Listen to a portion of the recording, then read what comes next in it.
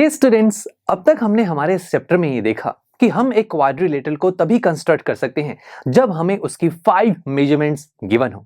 और सबसे पहले हमने ये स्टडी किया कि उन 5 मेजरमेंट्स में से अगर हमें एक क्वाड्रिलेटरल की 4 साइड्स एंड 1 डायगोनल गिवन होते हैं तो हम एक यूनिक क्वाड्रिलेटरल बना सकते हैं। अब ऐसे क्वाड्रिलेटरल को बनाने का भी हमने एक सिंपल वे ढूंढा। हमने ये देखा कि जब एक क्वाड्रिलेटरल में एक डायगोनल प्रेजेंट होता है तो ये डायगोनल हमारे क्वाड्रिलेटरल को 2 ट्रायंगल्स में डिवाइड कर देता है।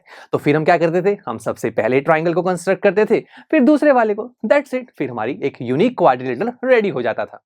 अब दोस्तों, हमारे मैथमेटिशियंस ने ये कहा कि सिर्फ यही वे नहीं है 5 मेजरमेंट्स का कि 4 साइड्स एंड 1 डायगोनल। उन्होंने हमें कहा कि अगर एक क्वाड्रिलेटरल में आपको 3 साइड्स एंड 2 डायगोनल गिवन होते हैं तब भी आप एक यूनिक क्वाड्रिलेटरल बना सकते हैं। यहां पर भी देखिए 5 मेजरमेंट्स ही हैं, 3 साइड्स एंड 2 डायगोनल्स। बट ऐसे केस में अगर हम देखें तो यहां तो दोनों डायगोनल्स ने इस क्वाड्रिलेटरल को बहुत सारे ट्रायंगल्स में डिवाइड कर दिया है। देखिए ये ट्रायंगल है, एक ये बड़े वाला, एक दूसरा भी, ओ माय गॉड। तो फिर हम यहां पर कैसे सोचेंगे कि कौन से ट्रायंगल को पहले बनाया जाए? पहले तो बहुत इजी था, 2 ट्रायंगल्स बन रहे थे, हम पहले एक वाले को बनाते थे फिर दूसरे वाले को। बट यहां तो कितने सारे हैं। अब यही चीज मैं आपको सिखाऊंगा नेक्स्ट लेक्चर में, जहां पर हम हमारे इस चैप्टर का एग्जांपल नंबर 2 सॉल्व करेंगे।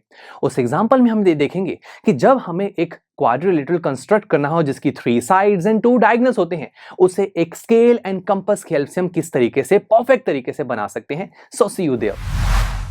आई एम श्योर स्टूडेंट्स, आपको ये लेक्चर काफी पसंद आया होगा और ऐसे ही मजेदार तरीके से अपने हर एक कॉन्सेप्ट क्लियर करने के लिए डाउनलोड कीजिए PU Stack ऐप को, जहां पर आपके पास और भी बहुत सारे ऑप्शंस होंगे, जैसे कि back exercise solutions, tip videos, sample papers and much more. So what are you waiting for? Download the app now.